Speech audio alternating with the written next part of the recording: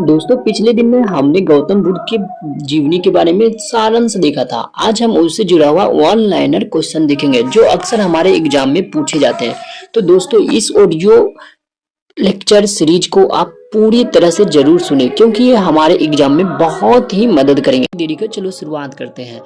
गौतम बुद्ध का जन्म हुआ था। दोस्तों पिछले वीडियो में हमने देखा था गौतम बुद्ध का जन्म 563 ईसा पूर्व में हुआ था। और उन अगला प्रश्न है, गौतम बुद्ध की माँ किस वंश से संबंधित थी? तो आंसर होगा कोलिय वंश से।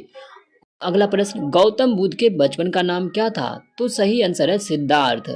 अगला है, महात्मा बुद्ध का महापरिनिर्वाण हुआ मल गणराज्य की राजधानी कहाँ यानी कुशीनगर में। महापरिनिर्वाण के बारे में दोस्तों हमने देखा था कि गौतम बुद्ध जो घर छोड़े थे उसी घटना को महापरिनिष्क्रमण कहते हैं। और यहाँ है महापरिनिर्वाण यानी कि उनकी मृत्यु कहाँ हुआ था? तो कुशीनगर में। गौतम बुद्ध का जन्म कपिल वस्तु के समीप लुम्बिनी में हुआ था जिसका आधुनिक नाम क्या है? मिंदई यानी कि जो उस समय लुम्बिनी कहलाता था, जो नेपाल में था, वो इस समय लुम्बिनी मिंदई नाम से जाना जाता है। और अगला प्रश्न है, गौतम बुद्ध ने अपने सर्वाधिक उपदेश किस स्थान पर दिए? तो सही आंसर है श्रावस्ती। अगला प्रश्न है, किस स्थल पर बुद्ध ने सर्वप्रथम तपस्या की थी? तो वो स्थान था उरुवेला। कौन सा स्थान था? उरुवेला। आगे है, बौद्ध कौशाम्बी आए थे उदयन के राजकाल में, यानी कि बुद्ध जो है कौशाम्बी किनके समय में आए थे? तो उदयन के राज्यकाल में। और प्रथम बौद्ध समिति का आयोजन अजात शत्रु के शासनकाल में हुआ था। कई बार हमारा प्रश्न बनता है कि प्रथम बौद्ध समिति का आयोजन किसके शासनकाल में हुआ था? तो सही आंसर क्या है? अजात शत्रु। और दूसरा द्वितीय बौद्ध समिति का आयोजन कालाशोक के समय में हुआ था।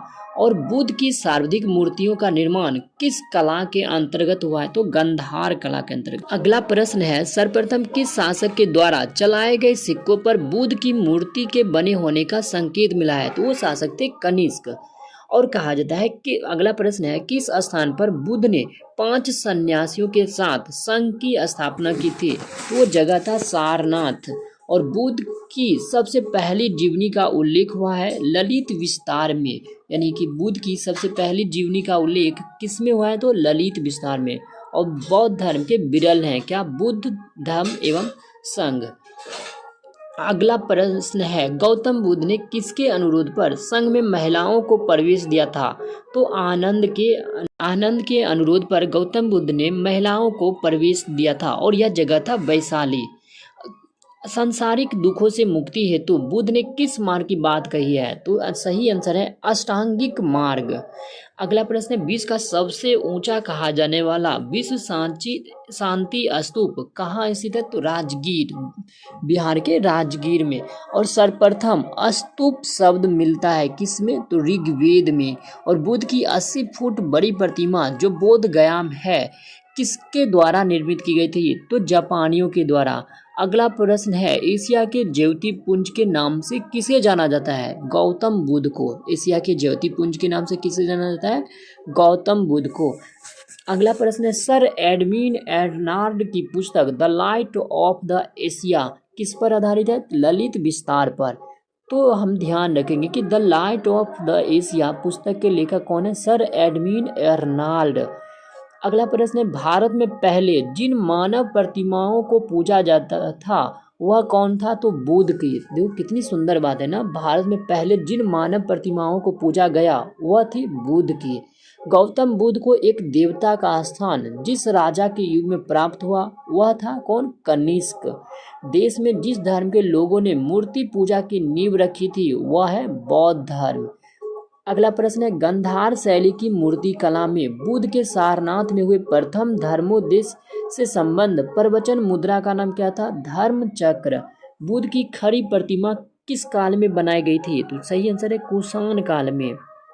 अगला प्रश्न है, भगवान बुद्ध की प्रतिमा कभी कभी एक हस्त मुद्रा युक्त दिखाई गई है जिसे कहा जाता है भूमि स्पर्श मुद्रा।